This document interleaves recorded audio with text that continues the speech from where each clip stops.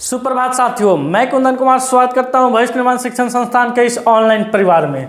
दोस्तों, आज के सेशन में आप देखिएगा विगत 2 दिनों में जो भी देश विदेश में करंट अफेयर्स की घटनाएं घटी है, जो आपके एग्जाम के व्यू के दृष्टिकोण से बेहद ही महत्वपूर्ण होने वाली है। 2 दिनों से मौसम भी खराब था और बिजली भी खराब हो गया था, इन्वर्टर नहीं था। आज इन्वर्टर का भी काम पूरा हो गया है दोस्तों। अब यानी आपका जो सेशन होगा बिजली के चलते बाधित नहीं होने वाला है। तो क्वेश्चन में फैक्ट भी डाला गया और वीडियो के लास्ट में आपसे क्वेश्चन भी पूछा गया, जिसका उत्तर आपको कमेंट सेक्शन में जाकर देना है। और जो क्वेश्चन आपसे पूछा जाता है उसका उत्तर आप हो सके तो जितना डीपली जानते हैं या उस क्वेश्चन के बारे में और कुछ जानते हैं, कुछ अन्य जानकारी है, उसको भी आप कमेंट सेक्शन में जाकर पूछ सकते हैं। तो चलिए शुरू करते हैं, आगाज करते हैं, श्री गणेश करते हैं इस शानदार सेशन का एक शानदार मोटिवेशनल कोटेशन के साथ। जो चुनौतियों को चुनौती देने से पीछे ना हटे, जो चुनौतियों को चुनौती देने से पीछे ना हटे, उन्हें आगे बढ़ाने से कोई नहीं रोक सकता। जाहिर सी बात है दोस्तों, जो भी इंसान, जो भी व्यक्ति चुनौतियों को, माने जो चुनौती हो उसको चुनौती देने से पीछे नहीं हटे, उसको जीवन में आगे बढ़ने से कोई नहीं रोक सकता है। पिछले क्लास में दोस्तों आपसे क्वेश्चन पूछा गया था वीडियो के लास्ट में, काफ़ी मोस्ट इंपॉर्टेंट क्वेश्चन था, वीवीआई क्वेश्चन था कि बिहार म्यूजियम द्वारा बिहार के पद्मश्री कलाकार नाम से एक पुस्तक प्रकाशित किया गया है। इस पुस्तक में बिहार के कितने पद्मश्री प्राप्त कलाकारों की कहानी को दर्शाया गया है? तो इसका उत्तर ऑप्शन नंबर 1 हो जाएगा दोस्तों। यहाँ पर टिक भी लगा हुआ है। अब चलिए आज का सेशन यानी आज का जो क्वेश्चन है, इसमें आपको 2 दिन का करंट अफेयर्स देखने को मिलेगा दोस्तों। तो पहला है, विश्व रेड क्रॉस दिवस कब मनाया जाता है? तो कब मनाया जाता है, क्यों मनाया जाता है, किनके जन्म दिवस पर मनाया जाता है, इन तमाम चीज़ों पर हम लोग क्या करेंगे दोस्तों, चर्चा करेंगे। तो इसके संस्थापक है हेनरी ड्यूनेट। कौन है दोस्तों? हेनरी ड्यूनेट स्विट्जरलैंड के हैं। इन्हीं के जन्म दिवस के अवसर पर हम लोग क्या मनाते हैं, हर एक साल 8 मई को। कब दोस्तों? हर एक साल 8 मई को हम लोग विश्व रेड क्रॉस दिवस के रूप में मनाते हैं। इसका मुख्यालय कहाँ है दोस्तों? जिनेवा स्विट्जरलैंड में। इनका जन्म स्थल भी कहाँ हुआ था? जिनेवा स्विट्जरलैंड में हुआ था। इसको दोस्तों रेड क्रॉस को 3 बार नोबेल पुरस्कार मिला है। कब मिला है दोस्तों? 17, 44 और 63 में, यानी 1917, 1944 और 1963 ईस्वी में इसको क्या मिला हुआ है? नोबेल पुरस्कार मिला हुआ है।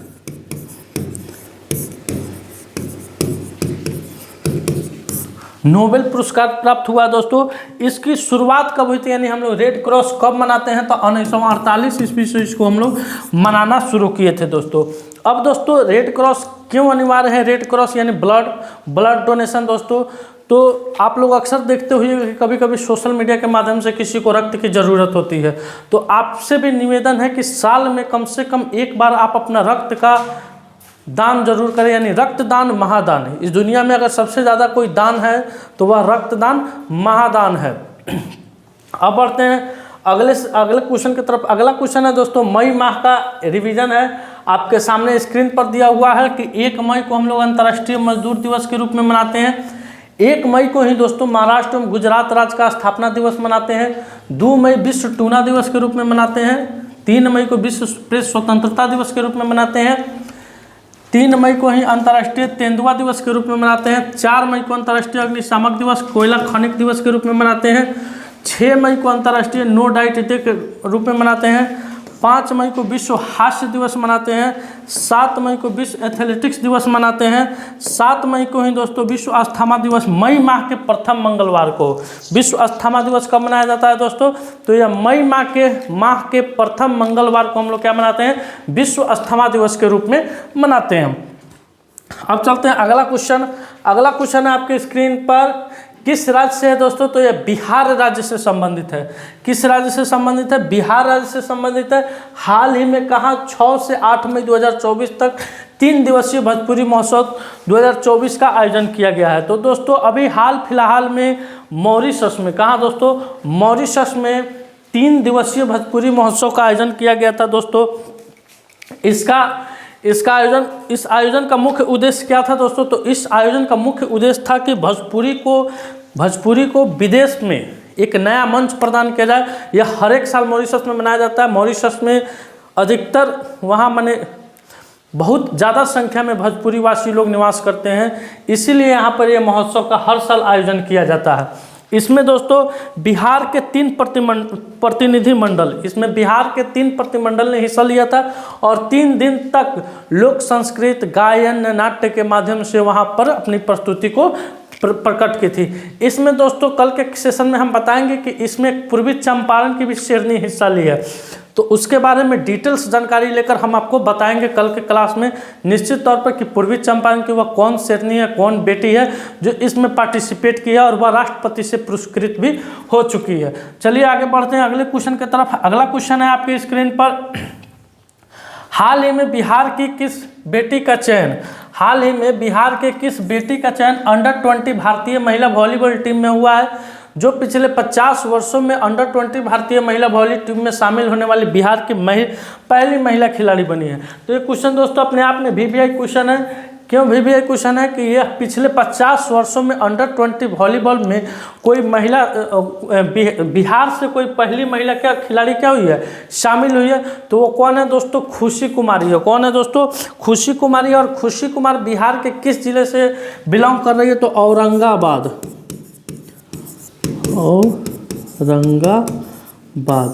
औरंगाबाद जिले से क्या करती है या बिलोंग करती है दोस्तों। अब चलिए अगले क्वेश्चन की तरफ बढ़ते हैं। अगला क्वेश्चन है आपकी स्क्रीन पर, पटना के प्रसिद्ध कवि और सेवानिवृत्त प्रोफेसर का नाम बताएं जिन्हें प्रतिष्ठित राष्ट्रीय प्रतिभा पुरस्कार से सम्मानित किया गया है। तो दोस्तों यह पटना के डॉक्टर सुधा सिन्हा है। कौन है दोस्तों, ये है डॉक्टर पटना के सुधा सिन्हा। इसे हाल फिलहाल में नई दिल्ली में राष्ट्रीय प्रतिभा पुरस्कार से क्या किया गया है, सम्मानित किया गया। तो इस क्वेश्चन का करेक्ट उत्तर हो जाएगा ऑप्शन नंबर 1 यानी डॉक्टर सुधा सिन्हा। अब बढ़ते हैं अगले क्वेश्चन की तरफ। अगला क्वेश्चन है, हाल ही में BRO का 65वां स्थापना दिवस कब मनाया गया है। यह BRO यह किस प्रकार का काम करती है, इसके बारे में जानते हैं। तो जो भी पहाड़ी इलाकों में, सीमावर्ती इलाकों में सुरंग होता है दोस्तों, टनल का निर्माण होता है, वह किसके द्वारा कराया जाता है, BRO के द्वारा ही कराया जाता है। ये अधिकतर जो सैनिक रोड बनता है दोस्तों, जैसे कि आप रक्सौल जाइएगा, रक्सौल बॉर्डर पर भी रोड बन रहा है, इधर बैरगिनिया वाला रोड बन रहा है, तो सब किसके अधीन बनता है, BRO के अधीन बनता है। या आप पहाड़ पर चले जाइए, पहाड़ पर जितने भी टनल का निर्माण होता है, सुरंग का निर्माण होता है, वो सब किसके द्वारा किया जाता है, BRO के द्वारा किया जाता है। तो इसकी स्थापना कब हुई थी, 1960 ईस्वी में। इसकी स्थापना दोस्तों 1960 में हुई थी। इसका मुख्यालय कहाँ है, नई दिल्ली में है। तो इसने अपने हाल फिलहाल अपना 65वां स्थापना दिवस कब मनाया है, तो 7 मई को मनाया है दोस्तों। अब बढ़ते हैं अगले क्वेश्चन की तरफ। अगला क्वेश्चन है आपकी स्क्रीन पर, हाल ही में किसे पेटीएम मनी बैंक के CEO के रूप में नियुक्त किया गया है। हाल ही में किसे पेटीएम मनी बैंक के CEO के रूप में नियुक्त किया गया है। तो दोस्तों अभी राकेश सिंह को पेटीएम मनी बैंक के CEO के रूप में क्या किया है, नियुक्त किया गया है। अगला क्वेश्चन है आपके स्क्रीन पर, हाल ही में गुरुग्राम प्रशासन ने किसे अपना ब्रांड एम्बेसडर बनाया है। तो दोस्तों गुरुग्राम प्रशासन ने अभी युजवेंद्र चहल को, किसे दोस्तों, युजवेंद्र चहल को अपना ब्रांड एम्बेसडर बनाया है। अब जानते हैं दोस्तों युजवेंद्र चहल के बारे में। ये भारतीय क्रिकेट टीम के स्पिन के खिलाड़ी हैं दोस्तों। इन्होंने अभी हाल फिलहाल में IPL में सर्वाधिक विकेट लेने का रिकॉर्ड अपने नाम किया है। साथ ही साथ T20 में 350 का आंकड़ा, T20 में 350 विकेट का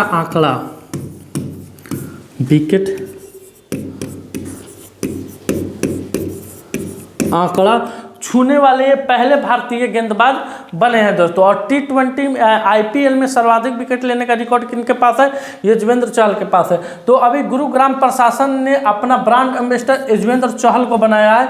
गुरुग्राम आ रहा है दोस्तों, तो आपको एक बात बता दूं, राज बब्बर जो कि एक अभिनेता थे, साथ ही साथ कांग्रेस ने गुरुग्राम से राज बब्बर को अपना प्रतिनिधि क्या किया, बनाया है सांसद में। अभी उसका हाल फिलहाल में घोषणा पत्र जारी हुआ है जिसमें राज बब्बर को गुरुग्राम से सांसद के लिए प्रतिनिधि बनाया गया है। अब आइए अगले क्वेश्चन पर। अगला क्वेश्चन है दोस्तों ब्रांड एम्बेसडर से रिलेटेड है। क्या है, ब्रांड एम्बेसडर से रिलेटेड है। कितना बार इसको डीपली पढ़ाया गया है, आप इसका स्क्रीनशॉट ले सकते हैं और देख सकते हैं कि अभी हाल फिलहाल में किस कंपनी ने किसे अपना ब्रांड एम्बेसडर बनाया है।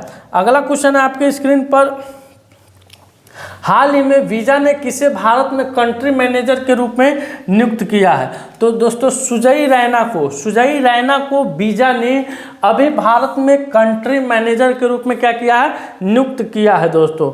अगला क्वेश्चन है आपके स्क्रीन पर, अभी तक जो भी नियुक्तियां हुई है, चाहे जो भी अध्यक्ष जो भी पद पर नियुक्त किए गए हैं, उन सभी को यहाँ डिटेल्स में दिया गया है दोस्तों। एक बार देख लेते हैं विद इन 1 मिनट में।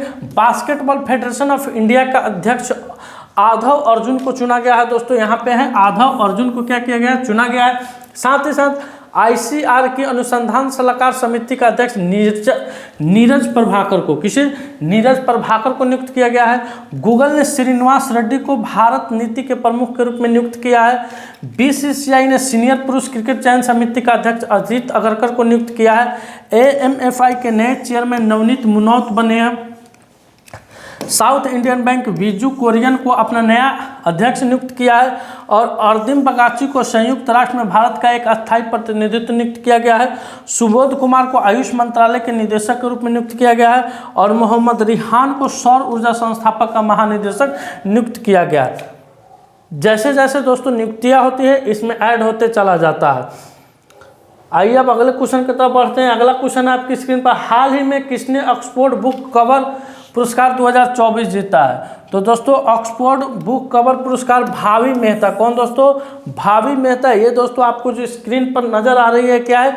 भावी मेहता है। और ये ऑक्सफोर्ड बुक कवर प्राइज का पुरस्कार इन्होंने क्या किया है? इस बार का जीता है दोस्तों 2024 की। अब आइए अगले क्वेश्चन की तरफ। अगला क्वेश्चन आपके स्क्रीन पर, हाल ही में किस देश की जनसंख्या में पिछले 8 दशकों में सबसे कम वृद्धि दर देखी गई है? तो काश दोस्तों यह इंडिया में भी होता तो कितना अच्छा रहता। इंडिया का पॉपुलेशन विस्फोट हो गया दोस्तों, यानी जनसंख्या काफ़ी तेज़ी से बढ़ रही है। तो अभी हमारा पड़ोसी देश क्या है? नेपाल है। नेपाल में पिछले 8 दशकों में सबसे कम वृद्धि देखी गई है। अब बढ़ते हैं अगले क्वेश्चन की तरफ। अगला क्वेश्चन है आपकी स्क्रीन पर, हाल ही में किस राज्य के राज्यपाल ने स्कूल ऑन व्हील्स का उद्घाटन किया है? तो दोस्तों अभी मणिपुर के राज्यपाल, कहाँ के? मणिपुर के राज्यपाल के द्वारा स्कूल ऑन व्हील्स, जो आप बस देख रहे हैं दोस्तों, ये क्या है? स्कूल ऑन व्हील्स है। इसमें क्या होगा दोस्तों कि स्कूल ऑन व्हील्स को किताबों, कंप्यूटर, स्पोर्ट्स गियर जैसे संसाधनों के साथ जो भी राहत शिविर है, जो भी शरणार्थियों का शिविर है, उनमें जाकर यह बच्चों को क्या करेगा? पढ़ाएगा। विद्या भारती शिक्षा विकास समिति मणिपुर के नेतृत्व में मोबाइल स्कूल पहल का उद्देश्य विस्थापित समुदायों के बच्चों के लिए शिक्षा अंतराल को पढ़ाना है। राज्यपाल ने राहत शिविर में बच्चों के लिए निर्बाध शिक्षा पर जोर देते हुए इस पहल को विस्तार करने के लिए क्या किया है? आग्रह किया है। अब बढ़ते हैं अगले क्वेश्चन की तरफ। अगला क्वेश्चन है आपके स्क्रीन पर, हाल ही में भारतीय सेना और वायुसेना ने कहाँ संयुक्त अभ्यास किया है? तो दोस्तों भारतीय सेना यानी भारतीय थल सेना और भारतीय वायुसेना युद्ध के समय में आपसी तालमेल बैठाने के लिए हर एक साल कोई ना कोई संयुक्त रूप से अभ्यास करती है। तो इस बार जो अभ्यास हुआ है वह कहाँ हुआ है? पंजाब में हुआ है। कहाँ हुआ है दोस्तों? पंजाब, यानी 5 नदियों की भूमि पंजाब को कहते हैं। पंजाब में हुआ है भारतीय सेना और वायुसेना का संयुक्त अभ्यास। अगले क्वेश्चन की तरफ बढ़ते हैं। अगला क्वेश्चन है, हाल ही में वायुसेना ने नैनीताल के जंगलों में लगी आग को बुझाने के लिए कौन सा ऑपरेशन शुरू किया है? तो दोस्तों जो नैनीताल के जंगलों में आग लगा है उस पर अब क्या किया है? वायुसेना ने पहल किया और उस आग को बुझाने के लिए वायुसेना ने ऑपरेशन बॉम्बी बकेट, क्या है दोस्तों? ऑपरेशन बॉम्बी बकेट जो है ये आप देख रहे हैं इस तरह से दोस्तों, ये बकेट रहता है। इस बकेट की क्षमता कितनी होती है दोस्तों? तो 270 लीटर से कितना? 270 लीटर से 9000 लीटर तक होती है। कितना होती है? 270 लीटर से 9000 लीटर तक होती है। इस बकेट में एक बार में आप यह किसी भी झील, नदी, तालाब से पानी लेकर जिस एरिया में आग लगा हुआ है उस एरिया में ऊपर क्या करता है? उस आग के ऊपर या बुझाने का काम करता है सेना का, यानी भारतीय सेना का हेलीकॉप्टर है। ये बकेट है दोस्तों, एक बार इसको अंदर डुबाता है तो इसमें इसके जो जिस तरह के जिस बकेट की क्षमता जितनी होती है उतना पानी इसमें स्टोर करके ले जाकर फिर डालता है। अब आइए अगले क्वेश्चन की तरफ। अगला क्वेश्चन आपके स्क्रीन पर, हाल ही में रन फॉर विकसित भारत मैराथन का आयोजन कहाँ किया गया है? तो दोस्तों अभी रन फॉर विकसित भारत मैराथन का आयोजन नई दिल्ली में किया गया है। नई दिल्ली के डी यूनिवर्सिटी यानी दिल्ली यूनिवर्सिटी के छात्रों के लगभग 5000 छात्र, कितना दोस्तों, लगभग 5000 छात्रों के द्वारा 5000 छात्रों के द्वारा इस मैराथन में क्या किया गया, हिस्सा लिया गया दोस्तों। यह मैराथन 2.5 किलोमीटर 2.5 किलोमीटर चला था दोस्तों। इसमें साइना नेहवाल सहित बहुत सारे हस्तियों ने इसमें क्या लिया था, पार्टिसिपेट किया था, हिस्सा लिया था। अब बढ़ते हैं अगला सवाल, हाल ही में किस राज्य में वेस्ट नाइल बुखार से एक व्यक्ति का निधन हुआ है? तो दोस्तों केरल में वेस्ट नाइल बुखार से एक व्यक्ति का निधन हुआ है। अब वेस्ट नाइल बुखार इसके जानते हैं, इस बुखार में दोस्तों सिर दर्द, उल्टी, दस्त, अत्यधिक पसीना, मतली होना, मांसपेशियों में दर्द, चक्कर आना, याददाश्त कमजोर होना इत्यादि इसके क्या है, लक्षण है किसके, वेस्ट नाइल बुखार के। इसके चलते दोस्तों अभी केरल में 5 आदमी को यह बुखार हुआ है। यह मच्छर के काटने से होता है दोस्तों, जिसमें एक आदमी की क्या हो गई है, मृत्यु हो गई है। यही मच्छर को गौर से देखिए, इसी को काटने से क्या फैलता है, वेस्ट नाइल बुखार फैलता है। अब बढ़ते हैं अगले क्वेश्चन की तरफ। अगला क्वेश्चन है आपके स्क्रीन पर, आज का सवाल, हाल ही में किस देश में अंतर्राष्ट्रीय गीता महोत्सव आयोजित किया जाएगा, यानी किया गया है दोस्तों। इस क्वेश्चन का करेक्ट उत्तर आपको लिखना है, और जो भी स्टेट्स हो, कंट्रीज हो, भारत से हो, श्रीलंका से हो, बांग्लादेश से हो, नेपाल से हो, उसके बारे में जो भी इंपॉर्टेंट फैक्ट होगा उसको भी यहाँ पे आप लिखने का काम कीजिएगा दोस्तों। आज का सेशन मेरा यहीं समाप्त हुआ। अगर यह वीडियो आपको अच्छा लगे, वीडियो को लाइक कीजिएगा, शेयर कीजिएगा, चैनल पर नए आए हैं तो चैनल को सब्सक्राइब कीजिएगा। मिलते हैं आपसे अगले वीडियो में, तब तक के लिए धन्यवाद। अपना ख्याल रखिएगा। भारत माता की जय।